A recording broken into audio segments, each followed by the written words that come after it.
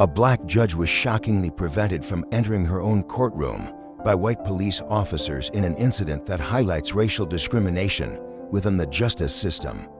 Despite holding a position of authority, she faced unjust barriers based on her race, sparking outrage and disbelief. What followed after her confrontation with the officers was even more astonishing, shedding light on the systemic inequalities and challenges that continue to plague society today. The event has since raised important questions about bias in law enforcement and the treatment of black professionals in positions of power. As the black judge approached the courthouse, ready to fulfill her duties, she was unexpectedly stopped by the white officers stationed at the entrance. Despite identifying herself and explaining her position, the officers refused to allow her inside. Their actions, based not on her qualifications or position, but seemingly on her race, left onlookers stunned. The judge, known for her integrity and service in the legal community, was left in disbelief at the blatant display of discrimination. She calmly reiterated her role and the importance of her presence in the courtroom, but the officers, either unwilling or unable to believe that a black woman could hold such authority, stood firm. After a tense standoff, the situation escalated, drawing attention from those passing by and courthouse staff. Some staff members, recognizing the judge, rushed over to intervene, confirming her identity and urging the officers to let her through. Only after this external validation was she reluctantly allowed to enter. The aftermath of the incident was equally shocking. The judge, shaken by the experience, did not let the humiliation pass quietly.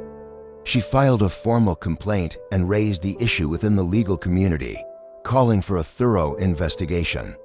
The situation quickly garnered media attention, sparking national outrage and prompting debates about racial profiling, the treatment of black professionals, and the deep-seated biases that still persist in society today. Legal experts, civil rights activists, and community leaders have since weighed in, condemning the officers' actions and calling for changes in training and policy to prevent such discriminatory incidents in the future. This case has become emblematic of the broader struggle against racial injustice, not just in law enforcement, but within the entire justice system. The judge's experience serves as a stark reminder that even those tasked with upholding the law are not immune to the prejudice woven into the fabric of society, and that change is desperately needed to ensure true equality under the law. In the days following the incident, the public response grew louder. Social media platforms buzzed with outrage, amplifying the story as people shared their own experiences of racial discrimination within institutions. Hashtags like "Justice for the Judge" and "Systemic Racism" trended, pushing the issue into the national spotlight. Activists quickly organized protests outside the courthouse, demanding accountability for the officers involved and a public apology from the police department. Legal professionals, including judges and lawyers from across the country, voiced their support for the judge.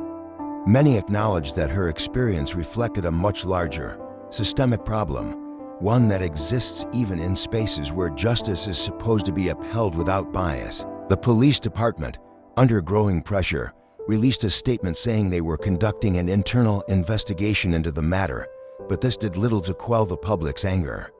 The officers in question were temporarily placed on administrative leave, but many felt this was not enough. Meanwhile, the judge's response was powerful. Rather than allowing the experience to diminish her spirit, she used the platform that arose from this incident to address broader issues of racial inequality in the legal system. She appeared on national news programs, participating in interviews where she openly discussed the incident and called for reforms to combat systemic racism, not only in law enforcement, but in all areas of public service. She also began working with civil rights organizations to push for comprehensive training for police officers, aimed at addressing implicit bias and racial profiling. Her advocacy extended beyond the courtroom, as she spoke at forums and conferences dedicated to achieving greater diversity and fairness within the justice system. Public pressure continued to mount, and soon calls were made for a more thorough review of the entire department's practices. Community leaders demanded that police procedures be overhauled to prevent similar incidents in the future. particularly against black professionals and other marginalized groups. As this movement gained momentum, other black judges and legal professionals started coming forward with their own stories of facing discrimination, further emphasizing the need for widespread change. The judge at the center of the story became a symbol of resilience and determination, representing not just her own battle, but the fight against racial injustice across the country. Eventually, the case led to policy changes within the local police force, including mandatory anti-bias training and a reevaluation of the roles and responsibilities of officers stationed at courthouses. Though the judge's experience was deeply painful, it spurred a much-needed dialogue about the inequalities within the system. Her perseverance in the face of such blatant racism resonated with many, and as she continued her work on the bench, she became a champion for others who had faced similar challenges. What had started as a shocking and demoralizing event ultimately sparked a powerful movement, with her story reminding the world that even those in power are not immune to discrimination, but that change can come from standing firm in the face of injustice. As the movement gained traction, the judge's case became a flashpoint for discussions on racial discrimination and inequality in the broader legal and judicial systems. News outlets across the country continued to cover the story, and community leaders, politicians, and scholars engaged in deeper conversations about how systemic racism affects not only black citizens, but also black professionals who, despite their credentials and status, still face unjust treatment. The judge's refusal to remain silent inspired a wave of solidarity. Black judges, lawyers, and public officials nationwide shared their own stories of being questioned, disrespected, or doubted in their roles simply because of their race.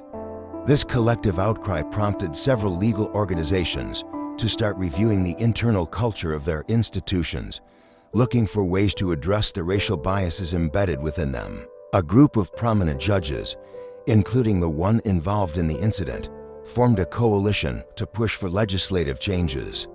They called for stricter anti-discrimination policies in law enforcement and the judiciary, advocating for measures that would hold officers and officials accountable when they engage in racial profiling. The coalition also focused on increasing diversity in leadership roles within both the police and the judicial systems, emphasizing that a more diverse workforce would help dismantle some of the biases that persist. Community-driven change took hold as well.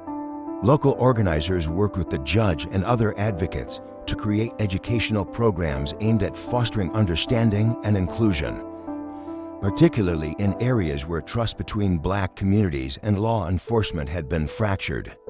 These initiatives included dialogues between law enforcement officers and community members, offering both sides the opportunity to share their experiences, concerns, and ideas for solutions. Meanwhile, the police department's investigation concluded, revealing troubling patterns of behavior not only from the officers involved in the judge's case, but also across the department.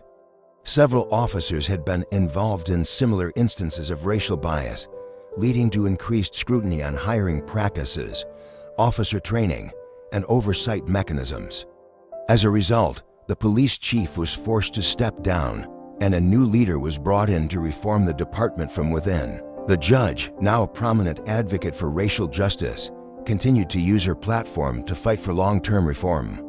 She frequently spoke at universities, legal conferences, and public forums, highlighting the need for greater equity in the legal system and beyond. Her speeches resonated with audiences, as she not only addressed systemic racism, but also discussed the importance of resilience, unity, and the fight for justice. Her story became an emblem of hope and change, demonstrating that while racism continues to manifest even in the highest levels of society, those who face it can push for meaningful transformation. The judge's journey from being humiliated at the courthouse doors to becoming a leading voice for justice underscored a powerful message that progress, though slow and challenging, is possible when individuals and communities come together to demand accountability and fairness. The incident also led to long-lasting reforms, not just in the judge's city, but across the country. Other jurisdictions began implementing similar anti-bias training for law enforcement officers, revising their courthouse security protocols, and launching diversity initiatives aimed at improving racial representation in the judicial system. The movement sparked by this one judge's ordeal became a blueprint for how to confront and dismantle systemic racism within the very institutions that are meant to uphold the law. In the end, the judge's perseverance turned a moment of injustice into a catalyst for change, leaving an indelible mark on the fight for racial equality in America. Her story continues to inspire countless individuals, reminding them that even in the face of discrimination, standing firm and speaking out can pave the way for a more just and equitable future.